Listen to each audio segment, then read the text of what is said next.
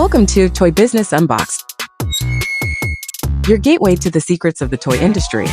Here, Jason Shea, a toy entrepreneur and expert in the field. Every product we develop is really inspired by some of the real life experience that we have with our son. 60% of all toys last year were sold on Amazon, which is incredible. Be passionate about it because it's a road, it's a journey. Like when you have an idea that you think is like gonna somewhat like change the world, make things better, I'd say go for it. We'll guide you through the enchanting world of toy design, marketing, and manufacturing. Now let the unboxing begin. Hi, welcome back to Toy Business Unboxed podcast. I'm your host, Jason Shea. Today we have a special guest, Alex from PODS Play.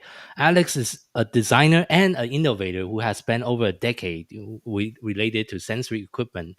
And his journey started early from growing up with a deep awareness for people with additional needs, later to supporting autistic classmates, which really sparked the idea of creating his current brand. And he also have background in engineering, music, and even structural design.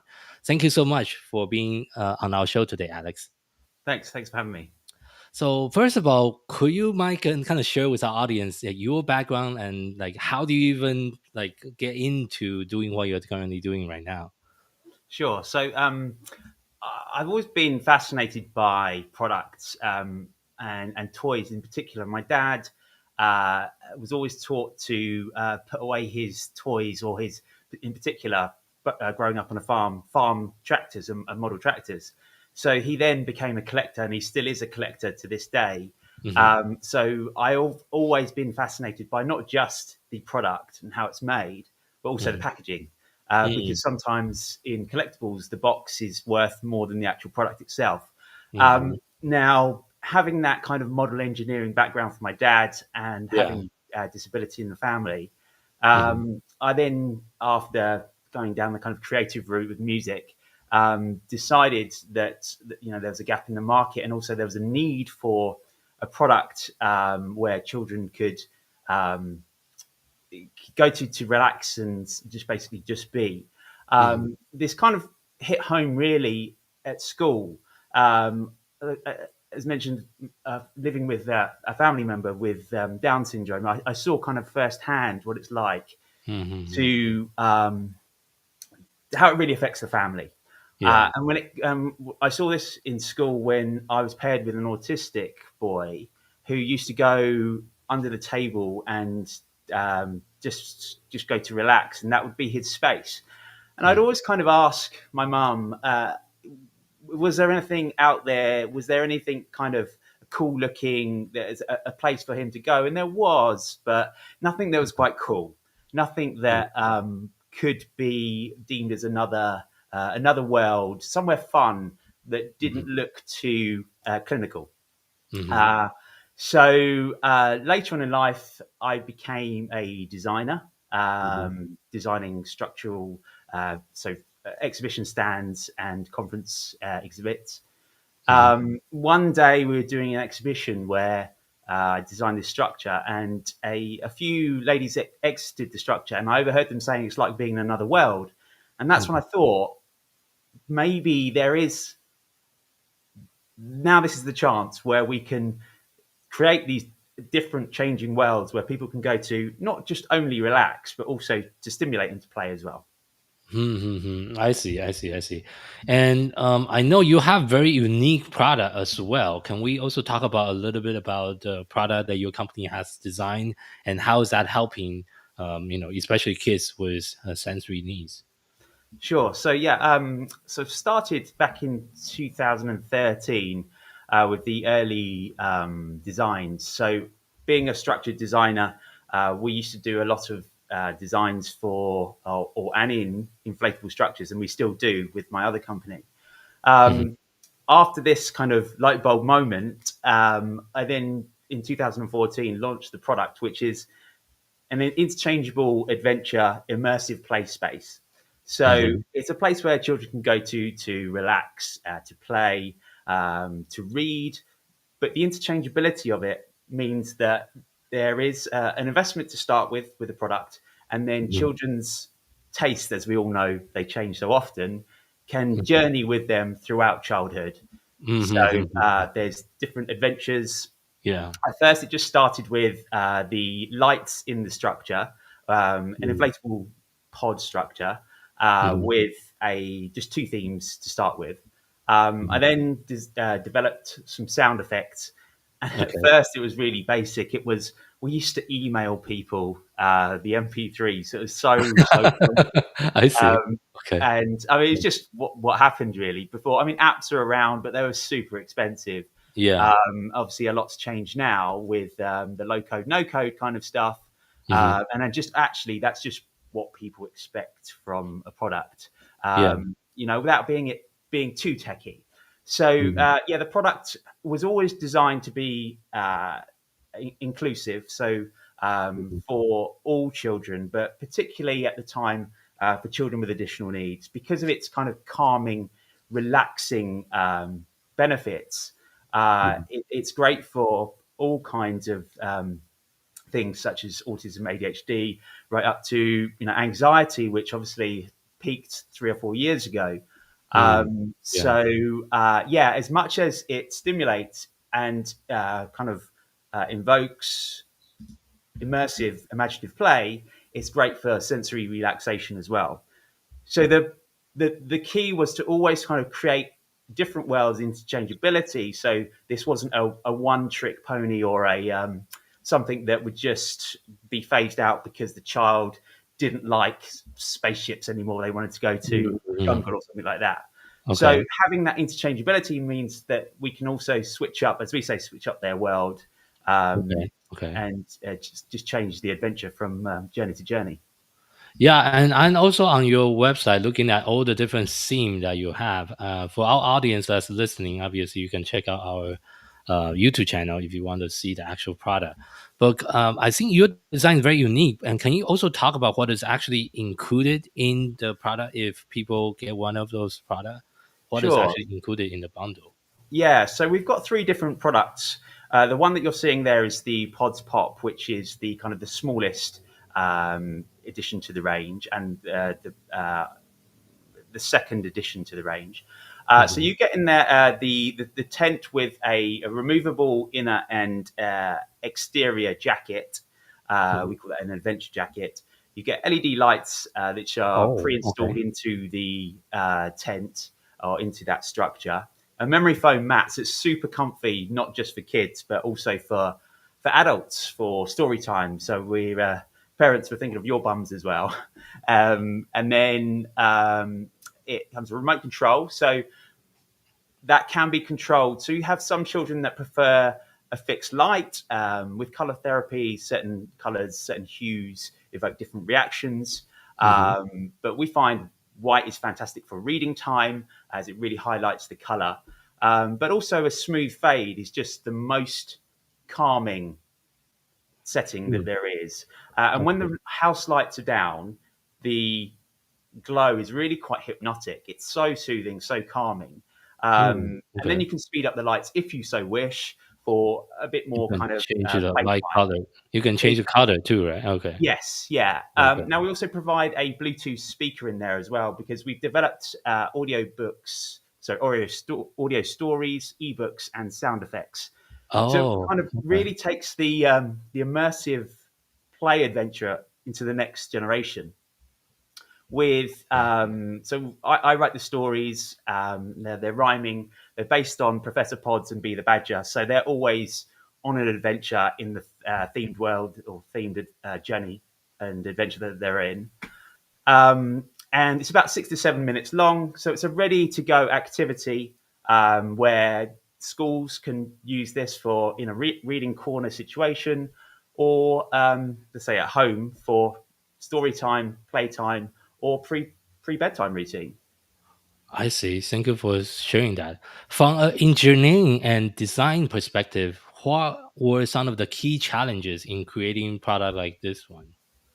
Yeah, so I guess because it's a product that, I mean, this one in particular is a bit more known because of the way it's designed than the inflatable. The inflatable was our first one, And we ran with that, and we're still running with that because it's the most kind of aesthetically cool looking product that we do, the one with the domed roof. Cost really is the biggest hurdle for most of it. So with an inflatable, in layman's terms, let's call it a bouncy castle. It has an integral pump. Now that integral fan that we use needs to be incredibly safe, incredibly quiet, because so many children are provoked by sound, don't Yeah. like it. Okay. But then some love the white noise. So we Okay. appreciate it's not for everybody, but it's incredibly quiet. It's the quietest fan that we've found and developed. I see. So the cost in that is the thing that kind of was the biggest hurdle, and also consistency. Consistency of, because everything's handmade and it's such a lot of sewing. Okay. It's as we say, it's leaking through millions and millions of holes in the seams. So it's designed to leak. Therefore, it's super safe, and it's that kind of super almost padded. So it's a really different experience when you're inside. It's hard to explain, but you feel cocooned, you feel safe, and should you have a boisterous child inside, they're not going to hurt themselves like they would if they're in, let's say, a regular tent, if they were to throw themselves against the side. So I see. Okay. that's always the kind of the hardest part. So we're working, and we worked on the PODS Pop to bring it down to a more kind of household suitable budget, really. I think last time when we spoke, you mentioned to me that you're working on the smaller version as well. Yes, Yeah. yes. So that's still in development at the moment. I see. But all kind of have the largest one that we do is the therapy pods. So we go through right to dementia age. So we have a large one, which is 2.3, with less in American or in US money, that's 8 foot by 8 foot. Okay. And you can house a single bed in there. So it's great for all ages, particularly kindergartens, because you can house up to 8 children. So fantastic for story time. And then, right, as I said, right through to the elderly, whereby this can save care homes a lot of money by not needing to go out, because sometimes the bus might be booked, or sometimes the weather might be terrible. So with the interchangeable themes and adventures on the inside, which are more age appropriate, we can provide an experience which, hopefully will get elderly users to reminisce. Oh, I see. Got it. What are some of the feedback that you have been getting from the customer that has been using your product?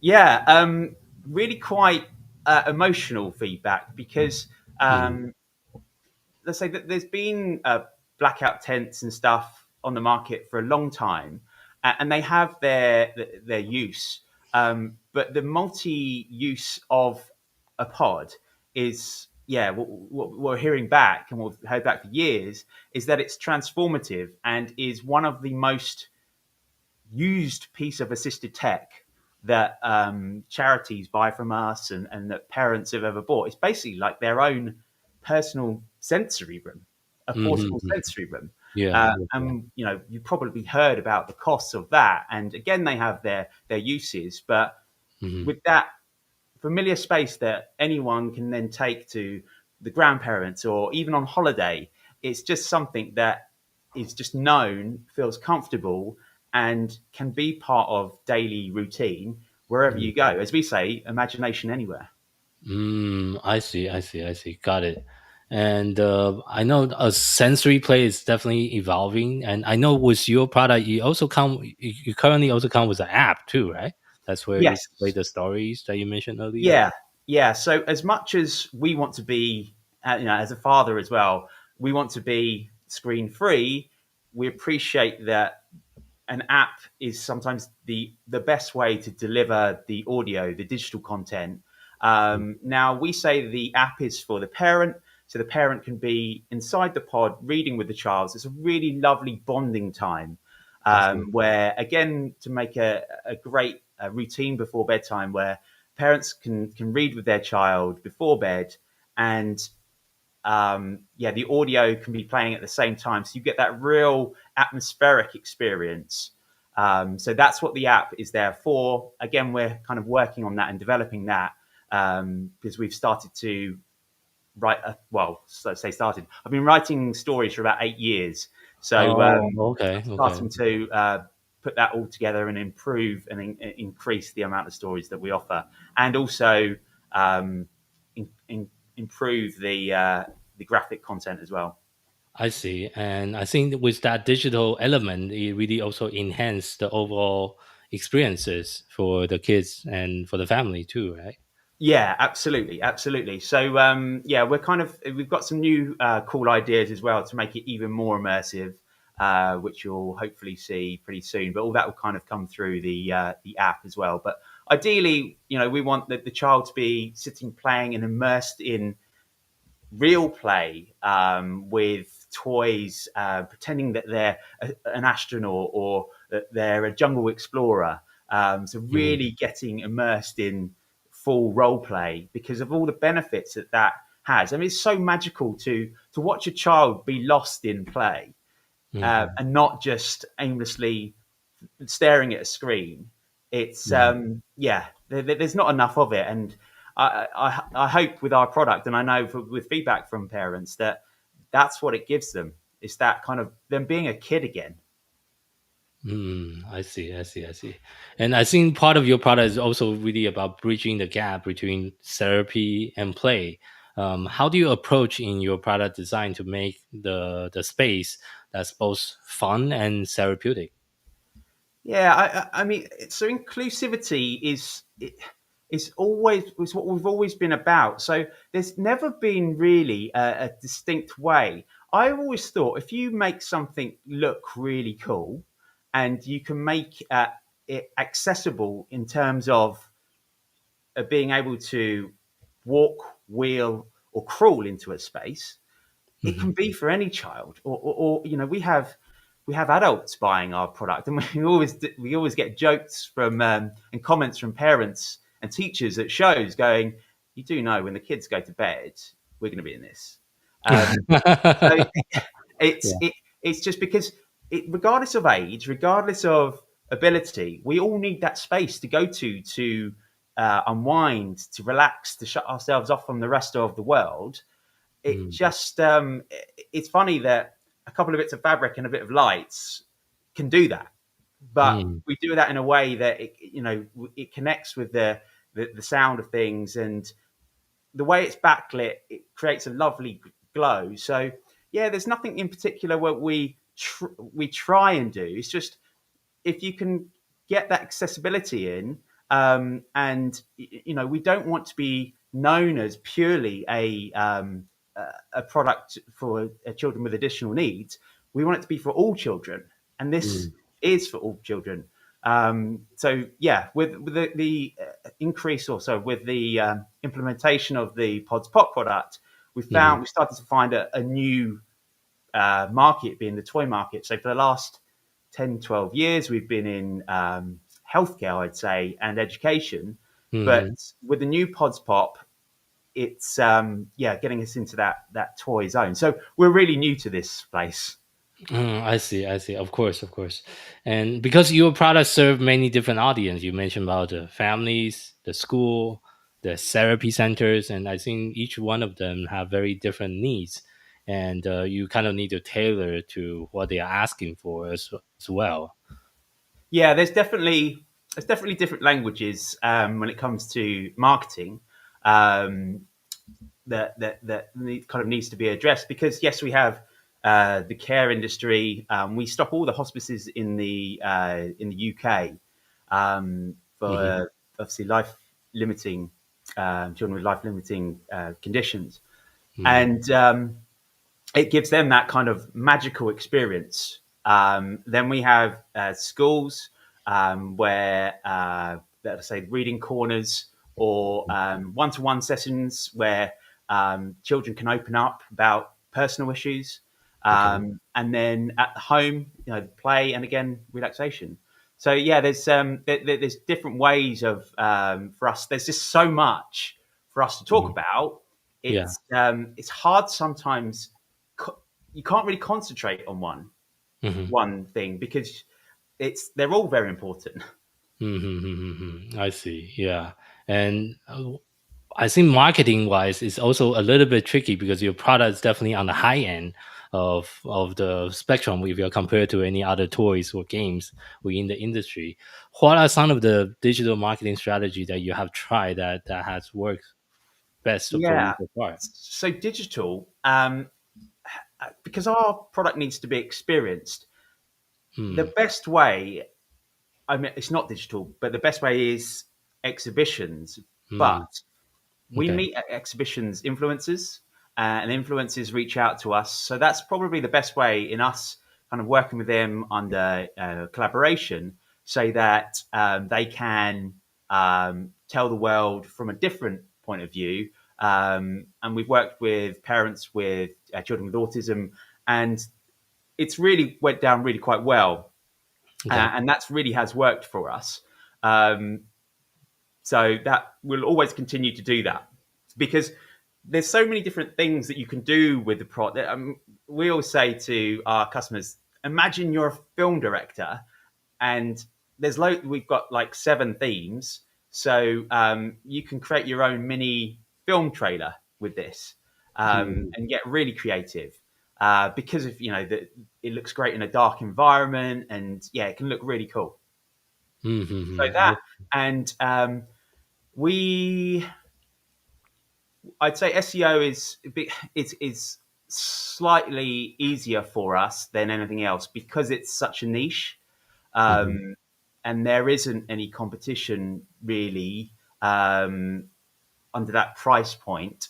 So that has worked quite well for us.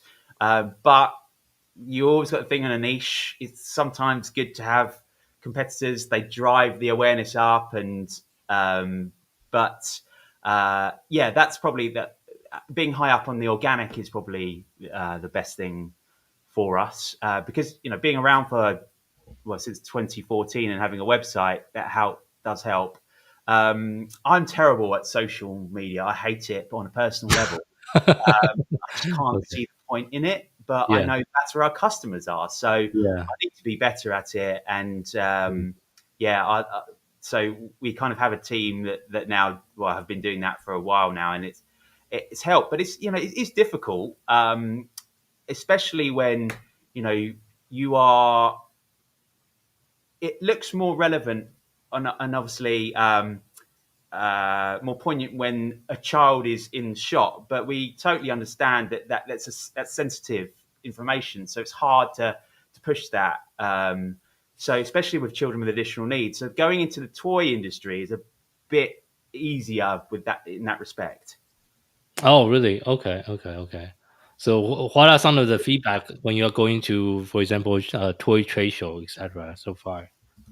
Yeah, so it's a bit of a kind of a showstopper, really. People walk past and just stop, and the first thing is either I want one of those, or I know I know exactly someone who would love that.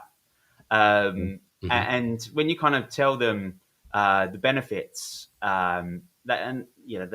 they just yeah, it looks fantastic, and it's just the big thing had been for many years was the size.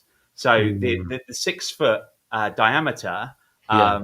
was a bit of a struggle for, especially in the UK. You guys in America have apartments that are bigger than houses over here, and on a normal scale. So Yeah. this product would definitely be great for the US market, and we do sell to America from the website, but we don't have an agent yet. You're going to tell me this is where you come in, Jason. We can potentially help you. So obviously, for sure. So what is next for the companies? What are some of the additional innovation and expansion on the horizon? Yeah, lots. We are always trying to make things more immersive, and also always trying to bring costs down so it's more affordable. But that's just economies of scale, really. Especially the new product. The new product's only really been in the market for about 2 years, and we've been flirting around with a price. And we've, let's say, designing an even smaller one. So hopefully that's out for, well, it really needs to be out by October, really, for Christmas. So we're looking into Amazon at the moment. We've done we've spoken before about Amazon, so that's definitely a new strategy, because I had sold bits and pieces, and what we found on there before, but schools use it for procurement in the UK. Oh, okay. Okay. So yeah, it's quite good for that. I see. Yes, all your card details are stored. It's just trusted. However, Amazon doesn't look great when you're selling it on there. I'd rather buy it from someone's website there, because it just looks slicker on someone's website. Amazon, I know you have to follow their rules and things, but it just doesn't look like our brand on there. Yeah. That's definitely a lot of different limitation with the platform, but that's also a lot of different component you can optimize, which I think I showed you last time. But that's about like 8 different component you can optimize on the product detail page for Amazon purposes as well. So, but thank you so much for sharing that. So I know you have been doing this for quite a while now, but if you have to share one piece of advice with someone that's just getting started with their own entrepreneurial journey with the product within the toys and game industry, what would that be? What would be your advice? Yeah. So I would say the sooner you do it, the better. As you get older and the mortgage and kids and things like that, it gets harder and harder to make those risks, because it is a big risk. True. I've always quite enjoyed all of that. But when you do get those responsible adult things in your life, you do have to think twice about what you do. But I'd say it's a long game. There is nothing quick in this. Although we want things quicker, although the internet's quicker, although communication is amazing when you're dealing with whoever's making it in wherever in the world, the communication is bang, bang, bang. It's great. I remember when it was just emails, and then there'd be a time difference, and it would take weeks to get something down and develop stuff to and fro. But then when WhatsApp came through, it was just fantastic. What a time saver. And then the invention of actually you can send videos and stuff to explain what you mean, and then it's just so much better. So I'd say it is a long game, and really stick with it, and just go for it. Absolutely go for it. I mean, toys is so we were writing some patents last year, and our attorney was saying to us that the toy industry is the place where it's kind of like a bit of a stomping ground where tech companies start. Because if you can't make it into a toy, if you can't make it safe, if you can't make it cheap, and you can't make it in high production, then it won't fly as a piece of tech. So it's a great place to introduce things, and then with that tech, they take it onto other things, which is I found that really quite interesting. So it is hard, and it is all. Of course, it's all about the margins, of which as I said previously, we struggled with, because distribution, I'd say, is has been one of our biggest blind spots, really. So as you go through and you get more feedback and more reviews and everything like that, you can get to a point where you can increase your margins, and then stockists can become involved, because for many years we were direct from website, and it was difficult, really difficult. And everything obviously bootstrapped. So in not giving up and just stay in the game. That's what I've always been told. If you can stay in the game, you never know what's coming around the corner. who's going to be on the phone call, what email you're going to get about a new brand licensing deal or something like that, or offer that you can't refuse. Which actually this year is we're starting our first licensing deal. Oh, congratulations! Yeah. So really excited about that. So that will hopefully be live in the September-October batch. Oh, okay, nice. Thank you so much for sharing. So hopefully you'll start to see the what you'd expect from all your favorite toy characters on our product soon. I see. Okay, that's a very exciting news. So, and thank you again for your time today and sharing your story and your journey with your business. So, Thanks so much. Thanks for having me. and for our listeners, thank you so much for tuning in to this episode of Toy Business Unboxed podcast. We hope you have enjoyed today's conversation and find it insightful and inspiring. If you like what you have heard, be sure to subscribe to our podcast on your favorite platform so you never miss an episode. We really appreciate your support and would love it if you can leave us a review and share the podcast with your friend and colleague. For more resources, tips, and the latest update within the toys and game industry, visit our website at toy-launch.com. Join the conversation and connect with us on social media using hashtag ToyBusinessUnboxed. We love to hear your feedback and suggestions for future episodes. Until next time, keep innovating, keep creating, keep bringing joy to toys. This is Jason Shea signing off on the Toy Business Unboxed podcast. We'll see you in the next episode. Thank you so much, everyone.